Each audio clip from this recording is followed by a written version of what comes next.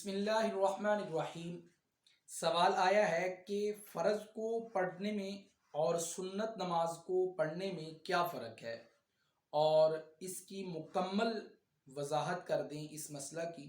بہت ہی اچھا سوال ہے، اور بہت لوگ اس میں غلط فہمی کا شکار ہوتے ہیں۔ بعض لوگ سنتوں کو بھی ویسے ہی ادا کرتے ہیں جس طرح فرض نماز کو ادا کرتے ہیں، فرض جس طرح پڑھتے ہیں اسی طرح سنتوں کو بھی پڑھتے ہیں، اور ہوتا یہ ہے کہ بندے کی نماز جو ہے وہ اللہ کی بارگاہ میں قبول و منظور نہیں ہوتی، کیونکہ وہ نماز ہی نہیں ہوتی۔ اس لیے توجہ کے ساتھ سماعت فرما لیں۔ فرض نماز اور سنت نماز کے پڑھنے میں بہت ہی زیادہ فرق ہے۔ سب سے پہلا اور بنیادی فرق یہ ہے کہ جب آپ فرض نماز پڑھیں گے تو فرض کی نیت کریں گے، اور جب آپ سنت نماز پڑھیں گے، وہ چاہے سنت مؤکدہ ہو، غیر مؤکدہ ہو یا نفل نماز ہو، جو بھی آپ نماز پڑھیں گے اس نماز کی ہی نیت کریں گے۔ اور دوسرا فرق یہ ہے، اور جو سب سے بڑا فرق ہے وہ یہ ہے کہ اگر آپ 2 رکعت فرض پڑھ رہے ہیں اور اسی طرح 2 رکعت آپ سنت پڑھ رہے ہیں، تو ان دونوں کے پڑھنے میں کوئی فرق نہیں ہے۔ آپ ثنا پڑھیں گے، پھر اس کے بعد اعوذ باللہ، بسم اللہ، سورۃ الفاتحہ کوئی سورت ملائیں گے، پہلی رکعت اسی طرح مکمل، پھر دوسری رکعت میں آپ جو ہے وہ سورۃ الفاتحہ پھر اس کے ساتھ کوئی سورت ملائیں گے، اور پھر قعدہ میں بیٹھ کر تحیات، درود شریف اور دعا، پھر آپ سلام پھیر دیں گے۔ اسی طرح سنتیں بھی ہیں اور اسی طرح فرض بھی ہیں۔ لیکن آپ جب 4 رکعت سنت پڑھیں گے یا 4 رکعت فرض پڑھیں گے تو ان دونوں کے پڑھنے میں فرق ہے۔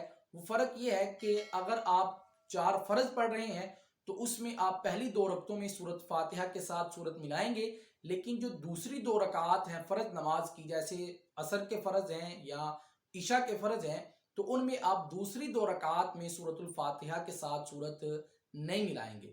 تو اس کے ساتھ میں آپ کو یہ بھی وضاحت کر دیتا ہوں آگے چل کر کہ اگر کسی شخص نے سورت ملا دی تو کیا اس کی نماز ہوگی یا نہیں ہوگی۔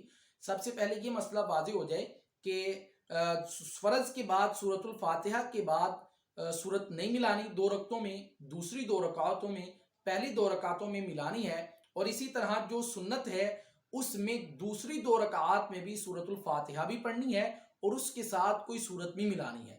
فرض نماز میں دوسری 2 رکعات میں نہیں ملانی، اور سنت نماز میں وہ چاہے مؤکدہ ہو غیر مؤکدہ ہو، تیسری رکعت میں بھی سورۃ الفاتحہ کے بعد سورت ملانی ہے، چوتھی رکعت میں بھی سورۃ الفاتحہ کے بعد سورت ملانی ہے۔ مجھے امید ہے کہ یہ بات آپ کو سمجھ آ چکی ہوگی۔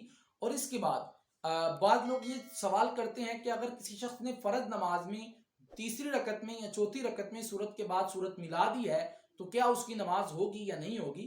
تو پریشان ہونے کی بات نہیں ہے۔ اگر کسی شخص نے سورت کے بعد سورۃ الفاتحہ کے ساتھ کوئی سورت ملا دی ہے، یا 3 چھوٹی آیات یا ایک بڑی آیت پڑھ لی ہے، تو اس کے ساتھ نماز پر کوئی اثر نہیں ہوگا، اس پر کوئی سجدہ سہو بھی واجب نہیں ہوگا۔ وہ اپنی نماز کو سلام پھیر کر ختم کر سکتا ہے، سجدہ سہو کی ضرورت باقی نہیں رہتی۔ لیکن اگر کوئی سنت مؤکدہ غیر مؤکدہ پڑھ رہا ہے تو اس کا طریقہ کار یہی ہے کہ تیسری رکعت میں بھی اور چوتھی رکعت میں بھی سورۃ الفاتحہ کے بعد سورت ملانی ہے۔